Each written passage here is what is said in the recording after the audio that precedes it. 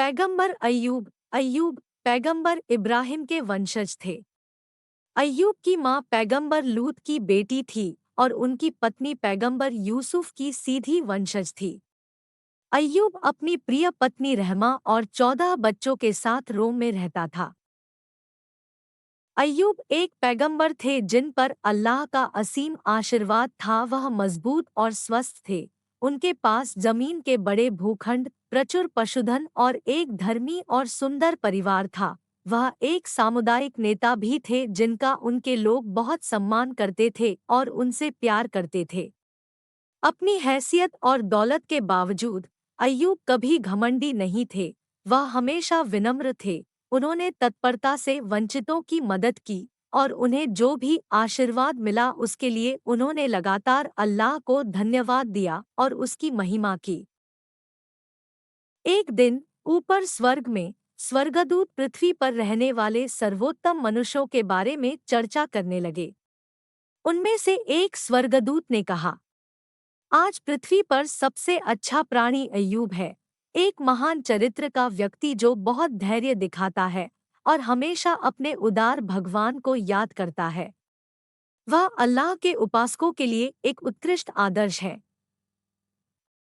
बदले में उसके भगवान ने उसे लंबी उम्र और बहुत सारे सेवकों का आशीर्वाद दिया है। जरूरतमंद और गरीब उसके अच्छे भाग्य में हिस्सा लेते हैं। वह गरीबों को खाना खिलाता है और कपड़े पहनाता है और उन्हें आज़ाद करने के लिए दास खरीदता है।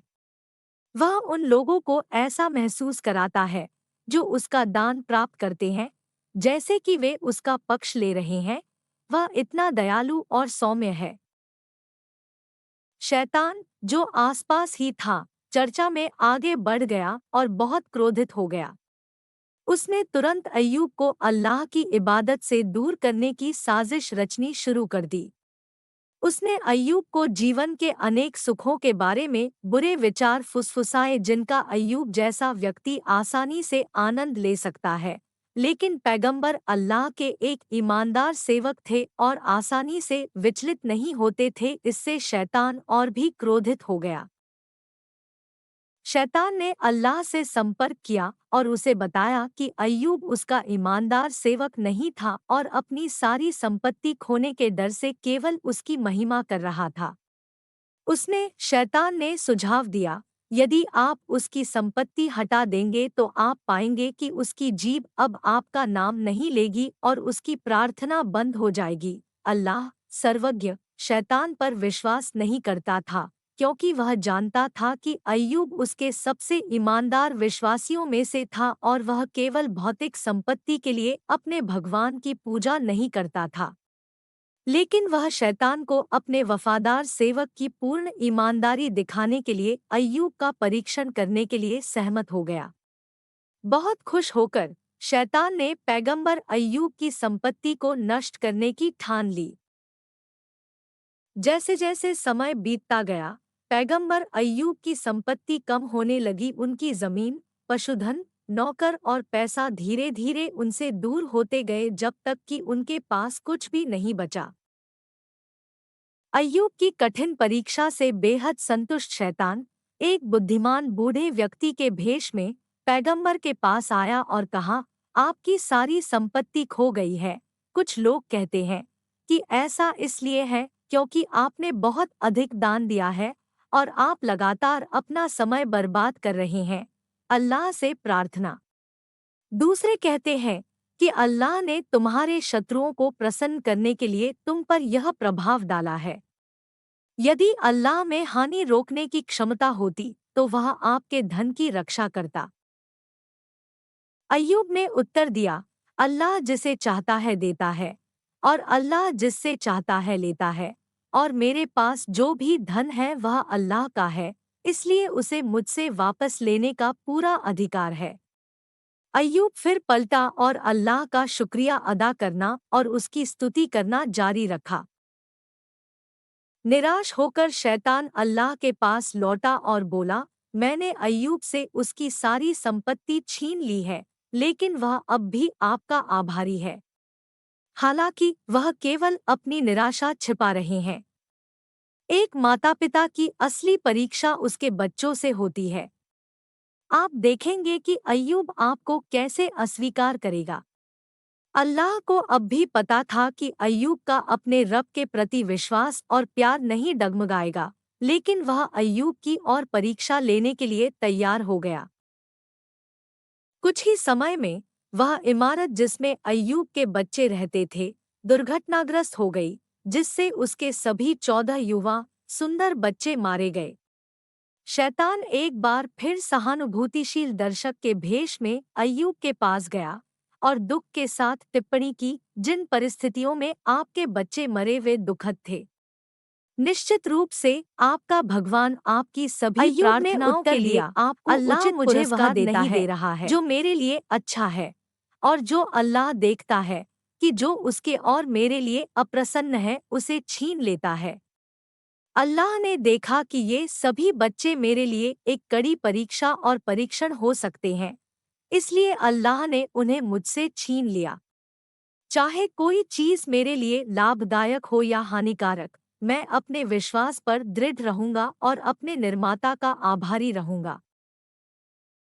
शैतान वापस अल्लाह के पास गया और कहा, हे मेरे भगवान, अय्यूब का धन चला गया है, उसके बच्चे मर गए हैं और वह अभी भी शरीर में स्वस्थ है, और जब तक वह अच्छे स्वास्थ्य का आनंद लेता है, तब तक वह अपनी पुनः प्राप्ति की आशा में आपकी पूजा करता रहेगा। धन और अधिक बच्चे पैदा करना, मुझे उसके शरीर पर अधिकार दो ताकि मैं उसे कमजोर कर सकूं। वह निश्चय ही तेरी आराधना करना भूल जाएगा और इस प्रकार अवज्ञाकारी हो जाएगा। अल्लाह ने उनके अनुरोध को स्वीकार कर लिया, लेकिन निर्देश दिया, मैं तुम्हें उसके शरीर पर अधिकार देता हूँ, लेकिन उसकी आत्मा, बुद्धि या हृदय पर नहीं, क्योंकि इन स्थानों पर मेरा और मेरे धर्म का ज्ञान रहता है। इसके तुरंत बाद अय्यूब की तबीयत बिगड़ने लगी।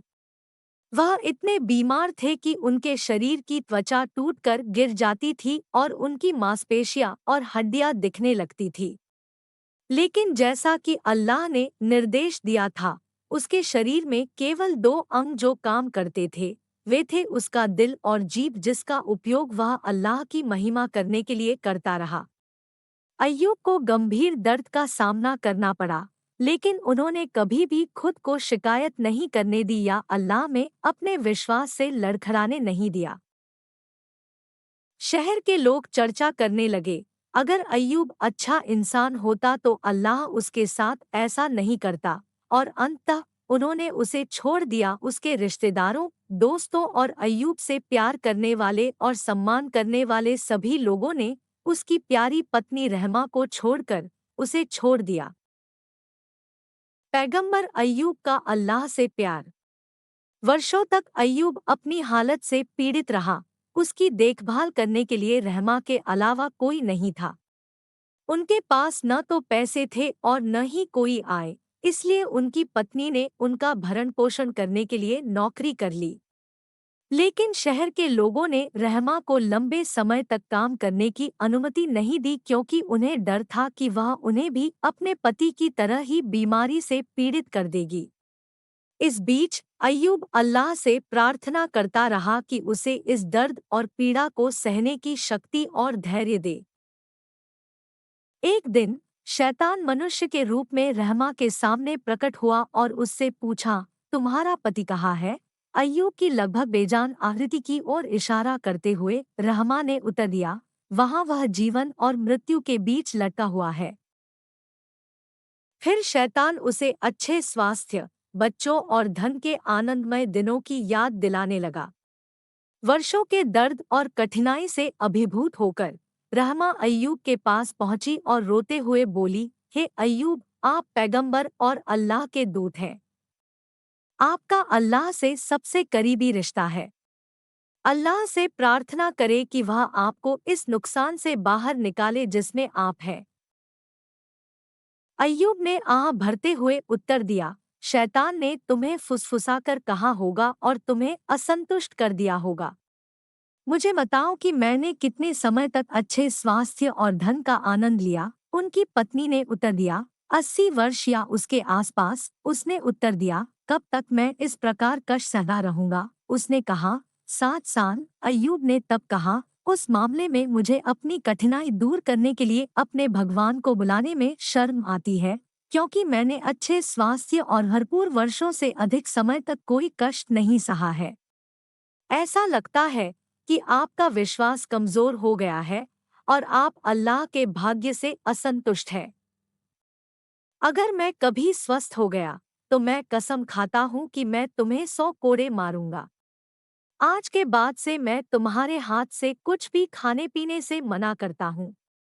मुझे अकेला छोड़ दो और मेरे प्रभु को मेरे साथ जैसा चाहे वैसा करने दो। असहाय महसूस करते हुए अय्यूब ने अल्लाह की ओर रुख किया और उसकी दया मांगी।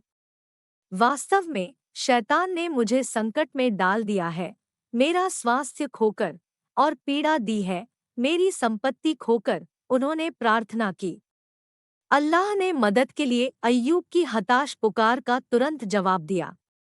अल्लाह ने कहा, अपने पैर से जमीन पर मारो, यह नहाने और ठंडा करने के लिए पानी का एक झरना है और ताजगी देने वाला पेय है।